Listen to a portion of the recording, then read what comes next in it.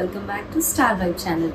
Mega power star Ram Charan, Buchi Babu సనాల కాంబోలో రాబోతున్న పెద్ద మూవీ ప్రమోషన్స్ నెక్స్ట్ లెవెల్లో జరుగుతున్నాయి. జూన్ 4న పాన్ ఇండియా వైడ్గా థియేటర్స్లోకి రాబోతున్న ఈ మోస్ట్ అవైటెడ్ ప్రాజెక్ట్ అస్సలు తగ్గట్లేదండి. మొన్ననే ముంబైలో నేషనల్ మీడియా ముందుగా గ్రాండ్గా ట్రైలర్ లాంచ్ చేశారు కదా, అక్కడే భోపాల్లో జరగబోతున్న సాంగ్ లాంచ్ ఈవెంట్ గురించి కూడా అనౌన్స్ చేశారు.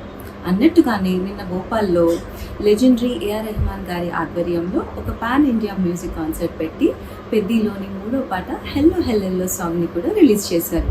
అంతేకాకుండా అంతకుముందు రిలీజ్ అయినటువంటి చిక్కిరి మరియు రై రై సాంగ్స్ కూడా ఒరిజినల్ సింగర్స్ తోటి స్టేజ్ మీద పాడించారు. ఈవెంట్కి రామ్ చరణ్, జాన్వీ కపూర్, మున్నాబాయ్ ఫేమ్ దివ్యేందు మరియు మద్దాలి శివారెడ్డిగా తెలుగు ప్రేక్షకులకు ఎంతో చేరువైన రవికిషన్ కూడా హాజరయ్యారు.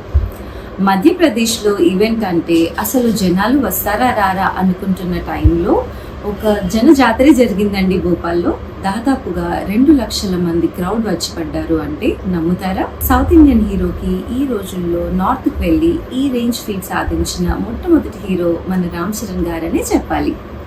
క్రౌడ్ పుల్లింగ్ కెపాసిటీని ఏంటో మరోసారి ప్రూవ్ అయిపోయింది.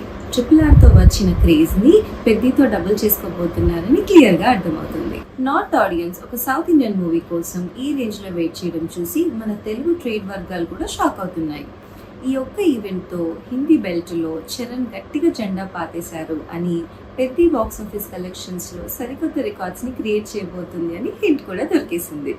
సినిమా రిలీజ్కి ఇంకొక 10 రోజులు టైం ఉంది కాబట్టి టీమ్ కూడా చాలా క్రేజీ ప్రమోషన్స్ ప్లాన్ చేసిందంట. అవన్నీ సక్సెస్ అయ్యి థియేటర్స్లో మూవీ బ్లాక్ బస్టర్ అవ్వాలని కోరుకుందాం. మీరేమంటారు?